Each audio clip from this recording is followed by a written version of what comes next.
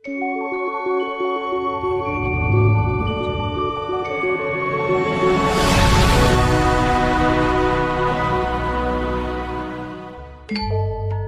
ngubah keris. Keris merupakan salah satu senjata Indonesia dan karya seni rupa tradisional yang telah ada dan digunakan sejak 600 tahun yang lalu.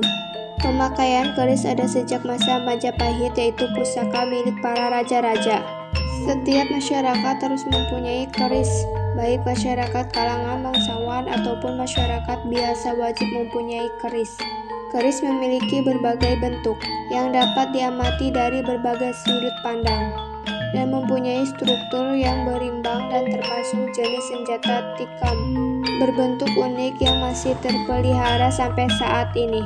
Keris mempunyai bentuk dan ukuran yang beragam. Pada keris Jawa memiliki panjang maksimal berukuran 42 cm dan untuk ukuran normal berukuran 37 cm dan ukuran kecil berukuran 30 cm. Sehingga terlihat dari ukuran serta bentuk, maka keris termasuk sebuah senjata yang berbeda dari senjata yang lain. Alasan dilakukan pada bulan Muharram karena masyarakat suku Jawa percaya bahwa pada bulan Muharram adalah bulan yang dimuliakan di dalam Islam atau disebut Al-Syahrul Harun. Pada masyarakat Nusantara, bulan Muharram adalah bulan yang istimewa dan merupakan bulan pertama tahun Hijriah. Merupakan tahun baru umat Islam yang memiliki kelebihan dan kedudukan di antara bulan lainnya. Sehingga pada bulan ini, banyak sekali umat muslim melakukan kebaikan dan bersedekah. Pada bulan ini juga merupakan waktu Rasulullah SAW mendapatkan kesuksesan dalam dakwahnya tentang hijrah. Nabi Muhammad SAW memberi nama Muharram sebagai bulan Allah. Penamaan ini memberi gambaran bahwa bulan ini memiliki keistimewaan, kemuliaan, dan keutamaan, karena Allah Subhanahu wa Ta'ala tidak akan menggabungkan sesuatu dengannya, kecuali sesuatu yang tersebut memiliki keistimewaan di dalamnya. Seperti Allah menisbatkan beberapa nabi lainnya, maka ketika Allah menggandengkan namanya dengan Muharram, maka sangat istimewalah bulan Muharram itu untuk melakukan amalan lebih. Pada bulan ini, peperangan pada kaum kafir dicabut serta mengharamkan peperangan di bulan ini. Bukan hanya sebagai bulan yang dimuliakan, tetapi Muharram juga bermakna sebagai sesuatu yang diharamkan atau dipantang dengan maksud mengharamkan dilakukan peperangan dan pertumpahan darah. Bulan Muharram menjadi salah satu dari 4 bulan yang diharamkan. Menurut Al-Qadi Abu Ya'la rahimahullah, beliau mengatakan bahwa bulan tersebut diharamkan pembunuhan dari bulan tersebut: Zulqaidah, Zulhijjah, Muharram, dan Rajab. Sedangkan dalam suku Jawa, bulan Muharram atau Suro dianggap bulan spesial dan istimewa untuk melakukan perenungan serta pendekatan diri kepada Sang Pencipta dengan cara pengendalian hawa nafsu dengan hati yang ikhlas untuk mencapai kebahagiaan dunia dan akhirat. Hal ini dimaknai agar tetap ingat terhadap dirinya dan waspada terhadap godaan. Islam mengajarkan umatnya untuk memperkuat akidahnya dalam masalah ketuhanan, karena merupakan suatu dasar yang diibaratkan sebagai pondasi yang kuat, serta merupakan sebuah ajaran pokok Al-Quran yang merupakan pedoman hidup. Manusia mempunyai ajaran dasar agar membentuk manusia yang saleh, taat beragama, serta mampu berhubungan dengan manusia lain. Islam adalah sebuah agama yang diturunkan oleh Allah Subhanahu wa Ta'ala melalui Nabi Muhammad SAW. Islam merupakan sebuah agama yang dapat diterima oleh manusia dan dapat dicerna oleh otak. Islam merupakan agama yang dapat menyelamatkan manusia dan dapat mendamaikan manusia baik di dunia maupun di akhirat ketika manusia betul-betul mematuhi perintah Allah dan menjauhi larangannya. Akidah adalah sesuatu bentuk keyakinan dalam hati yang ketika dilanggar maka akan berat hatinya, yang diyakininya oleh setiap manusia yang tersimpan di dalam hati sebagai sebuah perantara dalil Al-Quran. Akidah secara bahasa berasal dari kata akodaya kidu, akdana kidata, akdan, yang berasal dari bahasa Arab yang mempunyai arti sebuah ikatan atau simpul yang kemudian diartikan sebuah ikatan keyakinan dalam hati yang tidak dapat berubah. Akidah Islam adalah kepercayaan kepada Allah Subhanahu wa Ta'ala serta para malaikat. kitab-kitab yang suci dan para rasul Allah, hari akhir, qada dan qadanya, serta isi kitab-kitabnya yaitu Al-Quran dan merupakan pedoman hidup umat Islam. Dasar dari akidah Islam adalah Al-Quran yang merupakan pedoman hidup. Sumber akidah Islam adalah Al-Quran dan As-Sunnah. Maksudnya, apapun yang diperintahkan oleh Allah Subhanahu wa Ta'ala yang terdapat di dalam Al-Quran wajib diimami dan diyakini serta diamalkan, begitu pula dengan sunnah dari Rasulullah SAW. Sedangkan akidah Islam menurut Abu Bakar al-Jazairi sesuatu kebenaran yang mudah diterima. Kemudian hal yang bertentangan oleh sebuah kebenaran dapat sangat gampang ditolak. Dari pendapat tersebut, maka akidah adalah sesuatu keyakinan yang tidak dapat berubah, yang diterima oleh akal pikiran dan bersifat selamanya. Selama manusia masih hidup, yang diyakini dalam hati, dikerjakan dengan perbuatan, serta diucapkan dengan lisan. Adapun dasar akidah dijelaskan di dalam Quran surat Al-Baqarah ayat 2, yang artinya Rasul telah beriman kepada Al-Quran yang diturunkan kepadanya dari Tuhannya. Demikian pula orang-orang yang beriman. Semuanya beriman kepada Allah, malaikat-malaikatnya, kitab-kitabnya, dan rasul-rasulnya. Mereka mengatakan, kami tidak membeda-bedakan antara seseorang dengan yang lain dari rasul-rasulnya. Dan mereka mengatakan, kami dengar dan kami taat. Mereka berdoa, ampunlah kami ya Tuhan, dan kepada Engkaulah tempat kembali. Allah tidak membebani seseorang melainkan sesuai dengan kesanggupannya. Ia mendapat pahala dari kebajikan yang diusahakannya, dan ia mendapat siksa dari kejahatan yang dikerjakannya.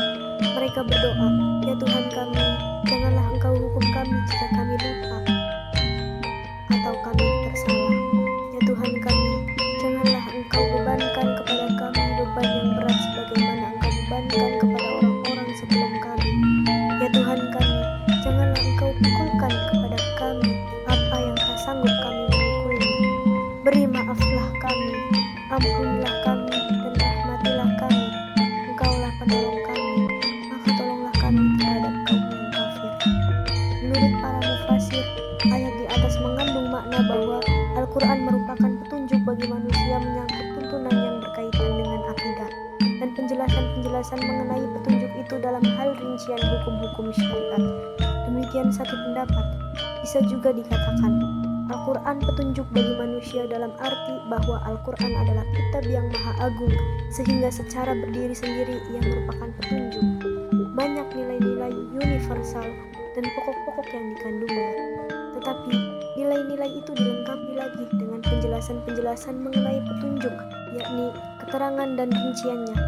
Wujud Tuhan dan keesaannya dijelaskan sebagai nilai utama dan pertama. Ini dijelaskan rinciannya, bukan saja menyangkut dalil-dalil pembuktiannya, tetapi sifat-sifat dan nama-nama yang wajar disandangnya. Keadilan adalah prinsip utama dalam berinteraksi. Al-Quran tidak berhenti dalam memerintahkan atau mewajibkan. Al-Quran dijelaskan lebih jauh beberapa rincian tentang bagaimana menerapkannya. Misalnya dalam kehidupan rumah tangga. Dengan demikian, Al-Quran mengandung petunjuk sekaligus penjelasan tentang petunjuk-petunjuk itu. Dari penjelasan di atas menunjukkan bahwa Rasulullah SAW telah beriman kepada Al-Quran dan Al-Quran sebagai pedoman serta petunjuk kebenaran untuk menuntun kita agar selalu memperkuat akidah. Al-Quran merupakan kitab yang sempurna, tidak ada keraguan di dalamnya. Semua masalah akidah, syariat telah dijelaskan secara rinci di dalamnya. Akidah merupakan sebuah asas kehidupan manusia. Setiap manusia yang lahir ke bumi sudah dibekali dengan akidah yang menjadi sebuah pegangan hidup. Akidah dapat dikatakan sebagai ruh. Ketika seseorang memegang teguh terhadap ruh tersebut, maka dia akan hidup bahagia. Akidah bagaikan cahaya yang ketika cahaya itu redup, maka manusia tidak akan berjalan dan melihat dengan sempurna, sehingga manusia tersebut mengalami kesesatan. Islam meletakkan akidah di tempat paling utama, karena tanpa akidah semua amalan yang dikerjakan selama hidup akan sia-sia. Akidah berada di dalam hati, sedangkan akal dan pikiran bukan menjadi sumber akidah, namun mampu memahami nas-nas yang terdapat dalam sumber tersebut, yaitu Al-Quran dan Sunnah. Percaya terhadap adanya Allah serta mentauhidkan Allah adalah sebuah ajaran yang dibawakan oleh setiap nabi dan rasul. Mereka mengajarkan tentang Al-Quran yang merupakan sebuah ajaran yang mengajak umat manusia mentauhidkan Allah Subhanahu wa Ta'ala. Adapun tujuan dari akidah Islam adalah agar mampu mengembangkan serta memupuk dan mengasah sebuah potensi yang ada sejak lahir.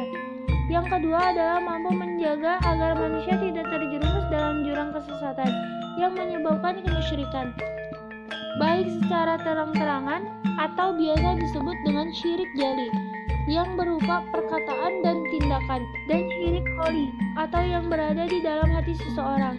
Untuk itu, akidah datang agar manusia tidak terjerumus dengan hasutan setan.